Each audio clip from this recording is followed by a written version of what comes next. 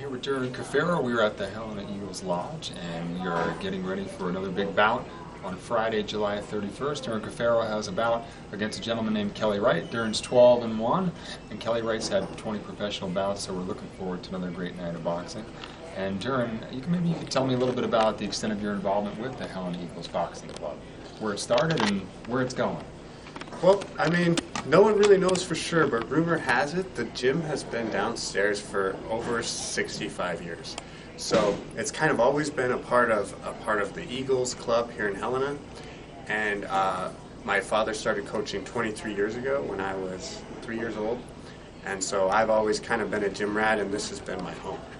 So it holds a special place in my heart, and I have a lot of gratitude for everything that the Eagles does for us as far as letting us hold events and letting me train here and letting us be a part of their team. And one of the strengths of the Helena Eagles Boxing Club is that it's provided alternatives to kids. Tell me a little bit about what it's done for your self-esteem and self-confidence over the years. Well, of course, it's great exercise. It's a good workout. It's healthy. And it's also healthy in other ways. We have in our program, one of the main things that we're very proud of is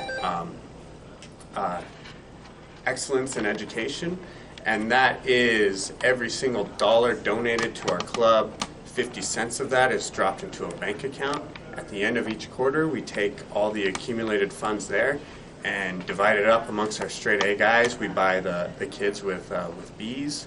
We buy them a gift card to Hastings or Walmart, and so really we strive for academic success. We strive for academic improvement, and so that's just a big part of being healthy and a big part of building champions. Thanks.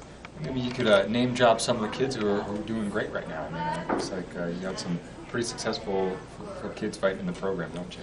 Yeah, definitely.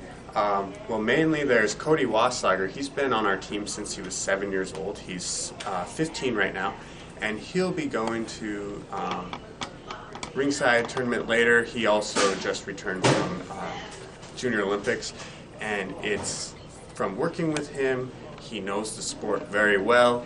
He's very fast, very smart, and I predict he will be Helena's next national champion of any sport.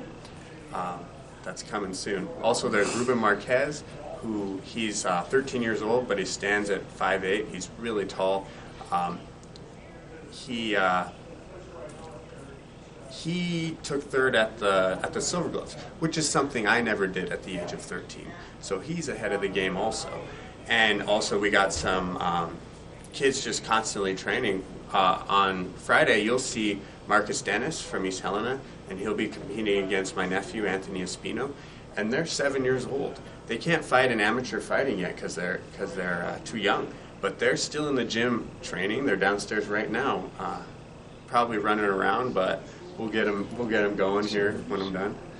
Well, getting back to the professional talk here, you're going to have a bout right outside there in the parking lot, and you've had several before. Tell me a little bit about what it's like to participate in a fight, not only in front of the home team crowd, but in your home training ground outside in the parking lot. It's a great venue. Yeah. Well, it's just so much fun to be able to showcase my skills in front of the community that brought me up, and it's really like moving to me that people want to come watch me do what I love to do. They pay money to come and watch me fight, and that's pretty cool. And so I'm excited for everyone to see me fight. I also am going to draw on their energy, and they're going to be psyched up, and I'm going to be psyched up, and it's just going to be a great night. All right, we're back. We're here with Mandy Petkovich and Jim Horn here at the Helena Eagles Lodge, and we got a big fight coming up on Friday, July 31st out here in the parking lot. And you guys big fight fans yourselves? Yes. Absolutely. Yes. Boxing's very cool. Well, maybe, Mandy, you could kind of comment a little bit and tell me about the nature of the relationship between the Helena Eagles Lodge and the H-Town Eagles Boxing Club. I know that there's this great relationship, and how long it's been, and kind of the nature of some of the kids here that you kind of see coming through the program. Well, The boxing club's been here since '92. Duran's been running it since then. I've been around that long. I have seen a lot of these kids grow, especially Duran himself, from just a little tiny kid to a full-grown adult boxing and taking championships left and right. So he is an icon here for us. Sure. Yeah. And what's it like to see the kids kind of growing up through the program? I know you've seen Duran, and now you see Cody Wallslager's having some success in places. What is it like? It must be a tremendous source of pride to know that the sweat and the work ethic and the perseverance and all the determination and the struggles they take place right down here in the basement and down in the gyms. Yes, they do. A lot of these kids they grow up here. They learn a lot, and their discipline and structure, you can see it come along as it goes. The more time they spend here, the better they get in life and in their sport. And Duran has been a big key part of that. A lot of these kids grow up right here in the 6th Ward, and that's an even bigger pride thing for this neighborhood and Helena. So, it's interesting. Being around boxing, we know that boxing is primarily an internal sport, and it's about the self. And I think a lot of people think it's about the external. That you want to hurt someone or obliterate your opponent or do damage to him. But really, so much of boxing is internal. So you must see a lot of that internal sort of struggle, if you will, take place here. I mean, it's like you said, it's the discipline of getting up and running, discipline of doing the road work and the gym work and the training. So you have an acute sort of insight into what it takes to go to a tournament and to participate and to be a champion and to be a winner and to be a success. So these kids work really, really hard, and they have had a lot of life struggles, some of them, and have come through a lot. Just boxing in general has become a key component to their lives, and you can see them grow through it. Just punching a bag is one thing. It's not just punching a bag or somebody else. It's, you're conquering life with it, and you see them grow and grow and grow as they go. Sure. And boxing provides great alternatives. So maybe, Jim, you could tell me a little bit about the alternatives that you see with some of the kids here and what boxing is providing, and why you've been such a supporter and an advocate of this great program. Yeah, the success in boxing speaks for itself, as their records prove. But what you don't see is the success in life that they're having outside of the boxing ring. They're here in the morning, in the afternoon, when school's out, they're here all day. They're practicing. Any organized sport is a good character builder for kids, and this boxing club is no exception to that. I mean, it really keeps these kids focused and disciplined, and the success out of the boxing ring is what we really see in most of these kids. And what is it like to see, a fighter or a boxer like Duran Caferro, who you've seen flourish into professional? He's 12-1. There's another big show out here on Friday, July 31st at 7 o'clock. And you've seen him and tracked him through the amateurs and watched him come up the ranks and seen him travel all over the world, and you've sort of reveled in his accomplishments over the years. What's it like to see him coming into a fight out in the parking lot? Do you have a little anxiety going in? It's kind of like one of your own going out there, or is it a source of pride, nervousness, a little bit of everything? Oh, absolutely. When you're up here and when he comes out to box, coming up from downstairs and he's all taped up, and they do their intro walk and stuff, and I've always been a competitive person myself, and I find myself getting butterflies even on the days where if I'm working and I can't go out, but I'm sitting in here, and it gets me going too. It is a pride thing for this club and this organization. They're a big part of what we are here in Helena. It's interesting you mentioned the 6th Ward, and you mentioned in this area in particular. How important, do you think that it is for an establishment like this to keep running and to keep running successfully and providing a place, a safe haven, and a place that cultivates and cultures cultivates and nurtures such discipline, you know. And how important is that to have this source of pride and this source of place in the community where kids can kind of find their own way? Well, I tell you, it's important to us, for sure. I mean, I would say it's more important to those kids to be here, and we rely heavily on our membership and stuff to keep going and keep providing them with a place. You know, it's a marriage between us that, you know, it's not a money deal where we're not exchanging money. They're getting our place, and we're getting the sense of knowing that there's that many more kids involved, getting ahead in life, and it's a pride thing for us to be able to provide that forum for sure. And tell me about the live event. There were several events here, and I've enjoyed them immensely. Tell me a little bit about what it's like to turn your parking lot into a scene of this professional night of boxing. Tell me a little bit about that, the metamorphosis that takes place.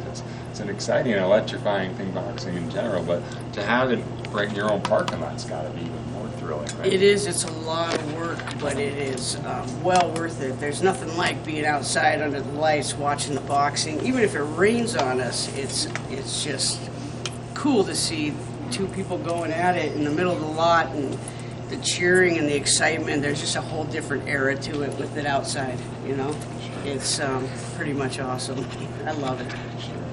Well, we're sitting behind us here, some of the belts that have been obtained through the sweat and perseverance and determination of hard work of some of the kids. When you see a kid after a tournament, do you have any particular feelings that sort of resonates? I mean, when I know Duran was out there in Team USA all over the world, what do you kind of feel like knowing that one of your own, a kid from training hard from downstairs, was in Sweden, you know, or he was over in Russia or something like that? How's that feel? It's incredible and really prideful for us. It's one of our main things here that is just like, yeah, Duran is our boy, and we watched him grow up, and now he went to the Olympics, you know. I mean, that's an incredible thing. He's such an incredible person himself, not just a boxer. He has got an incredible soul, and he grew up right here. So we're super proud of Duran and Cody and all the other kids that have grown up here. They're all great kids. So Jim, you know, what are some of the things that, you know, the people of Helena and the surrounding areas, if they wanted to get involved in kind of supporting the club or supporting the activity here, what can they do? Can they contact you and give you a call and say, hey, you know, I've got something I'd like to maybe provide some material support or some logistical support or some type of support to the organization? Yeah, absolutely. You know, we're open to the public. We're a private club, but we are open to the public. A lot of people don't realize that, but if you want any information on the club and the other things that we do, you know, besides the boxing, we do quite a few other things around the community throughout the year. And if you want more information, you can either call us here at 442-4279, or you can stop by. The bartenders, any of the club members that are here when you're here, are more than happy to sit down and talk and give you information. And that's what we rely on to, like I said, to keep going is our membership. You know, and bracketing the talk of boxing for a minute, we could kind of expand on something you just touched on. Maybe you could tell me a little more about some of the other programs and activities that are going on over here. I see some live music occasionally goes on, and you got some other events. So tell me a little more about what other things you offer here inside. Yeah, we do live music, and of course, Mandy could tell you more about the events that are planned already or that are regularly scheduled. But then throughout the year, you know, we do the Easter egg hunt at the Capitol building, and we have a golf tournament actually coming up real soon, and we cater weddings and stuff like that throughout the year. Yeah. We're a pretty big venue, so we hold a lot of benefits for people. We do a lot of weddings. We do a lot of funerals, unfortunately. But you know, these are things that we can help provide the community with for a very minimal charge, because we're a nonprofit. So we try to focus on things like that: benefits, funerals, weddings. You know. Yeah. Well, we're looking forward to another tremendous night of professional boxing with local talents and see the exhibition of a lot of local talent, a local flair, and local style. We're looking forward to it. So Friday, July 31st, 7 o'clock in the parking lot outside. We'll see you then. I'm here with State Senator Mary Caferro, and you might know the Caferro name from politics, and you might know her from boxing. And we're going to talk a little bit of both. And first of all, Mary, I wanted maybe you to talk to us about the reinstitution of the Boxing Commission in the state of Montana, what it means, and why you were so instrumental in its passage. Well, I was instrumental because I was the bill sponsor. So I'm a senator, I sponsor bills, and I sponsor most of my legislation on behalf of my constituents. So that's the role I played. The ideas actually all came from the boxing community. It wasn't, so I can't take credit other than being the bill sponsor. However, what I will say is that what's important about this bill passing is that for a long time people have been in charge of the Boxing Commission and the regulations of pro boxing who don't know, and it's not their fault, but they don't know anything about the sport. And so what's really, really cool about this bill and now law is that it was totally designed and developed by people from the boxing community who breathe this every day of their lives. And so it is really common sense and will be way more doable. It will help the industry thrive and expand and do really well. We got rid of a lot of the junk that didn't make sense, and we added stuff that will be supportive and relevant, and just created a lot of efficiencies. I know that sounds like a lot of garble, but that's exactly what happened. It was written by people who eat, drink, sleep, and breathe boxing every day of their lives, and so we came up with a piece of legislation that's going to work well to keep the boxers safe, but help the promoters and the people in the industry, make a little money. Well, you talked about safety, and that's one of the components of this bill. Maybe for the casual sports fan, or maybe the non-boxing fan, you could explain the difference between what a sanctioned event is and what a smoker is, and how a sanctioned event, perhaps is much more safer as far as regulation goes for the boxers themselves. Oh yeah, I can really speak to that, because in 2009 what happened is there was a bill that was on behalf of the Department of Labor, and what the bill did was completely eliminated all regulation of all combative sports, including pro boxing. So if you go see anything that's not a sanctioned event, what you're seeing is totally deregulated, no safety precautions required. That happened in 2009, and I will take credit for this. I was reading the bill and I went, oh my God, we can't do this, the least. So the vote was 99-1 in the House against that bill. But specifically for the safety, no safety at all, very dangerous. And so I was the one that voted against it, and then I went around and we worked really hard to get some amendments for the bill, and Governor Schweitzer put the amendments on the bill to at least carve out pro boxing. So the difference here is pro boxing is a sanctioned event. You need a commission to do that, and it provides safety for the athletes. Everything else that's not a sanctioned event, just so you know, I'm not saying that they don't have doctors present. I'm not saying that they aren't putting on a safe event, but they're not required to. A big difference there, and that's really important. If you care about the athletes, then it's really important, like union, to support the sanctioned events, because it's a lot more costly to keep them safe, but that's really important for the athletes. One of the most promising, if not the most promising athlete in Montana, and the most promising boxer in Montana is your nephew. What is it been like watching him kind of grow up and take pro bouts? And he's 12-1. He has another big fight on Friday. What's that like as far as there's a little bit of adrenaline, a little fear, excitement, a whole amalgamation of feelings when you see your nephew get in there? Well, how old is he now? 27? I think he's 27. Yeah, he's 20, almost 28. He turns 28 in August. So he started when he was 8. 20 years of watching him box. That's I'm pretty adapted to not being afraid of. People say that all the time. Aren't you worried? Doesn't it make you nervous? No, I don't worry about him getting hurt. Maybe I should, but that's not a part of my deal. But I'll tell you what I will say about Junior is from the very beginning, he was not a natural athlete. And I know that sounds kind of funny to say on the camera. How he has gotten where he is today is from work and sacrifice. So while other kids were out playing and going to soccer tournaments and dances and school events, Junior was spending 5 days a week in the gym, 3 hours a day, and traveling most weekends. Same thing in the summer. I mean, at a very young age,